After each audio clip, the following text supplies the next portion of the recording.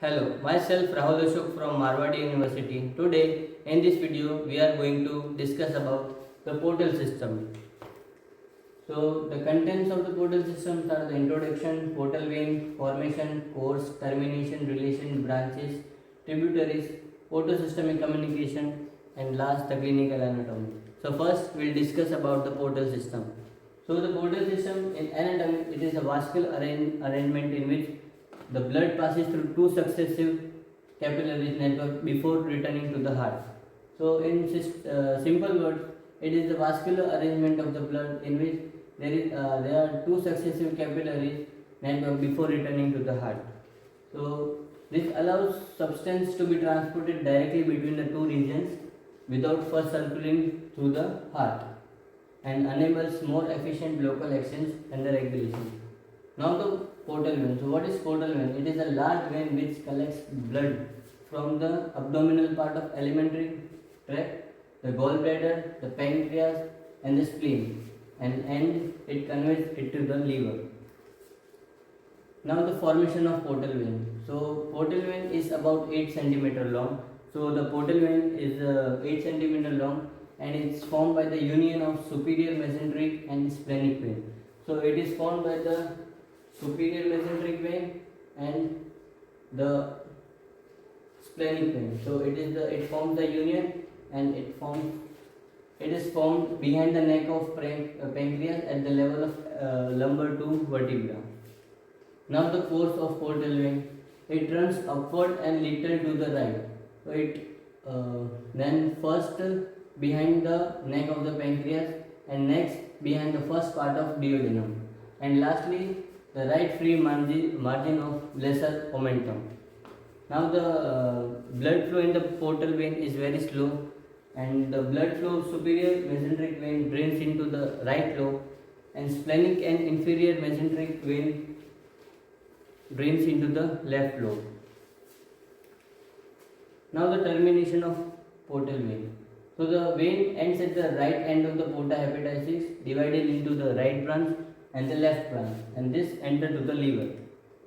Now the relation. So there are four: the infraduodenal part, retroduodenal part, supraduodenal part and the intrahepatic course.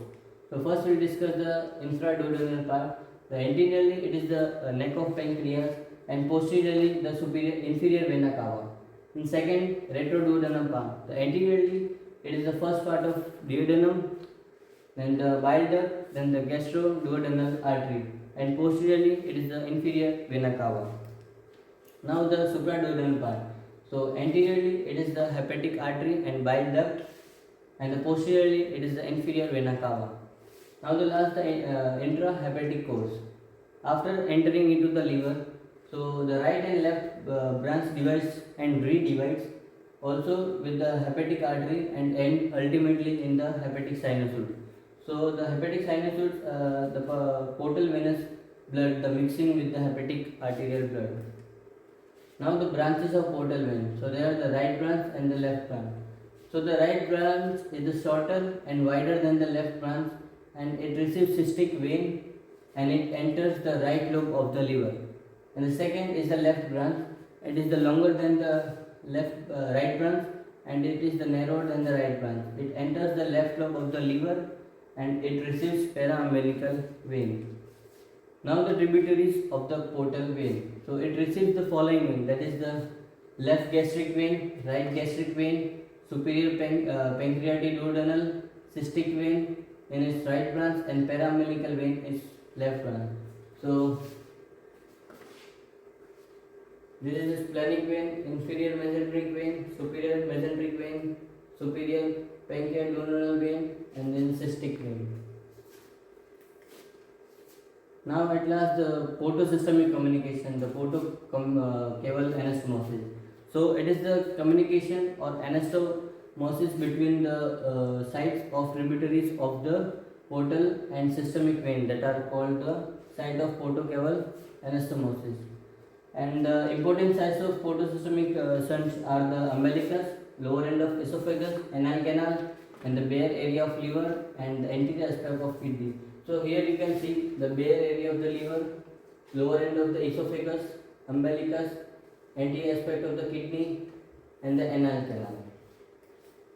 So at the end, we'll discuss the clinical anatomy of portal vein. So the normal portal pressure is the 15 mm of Hg, and it is measured by splenic puncture.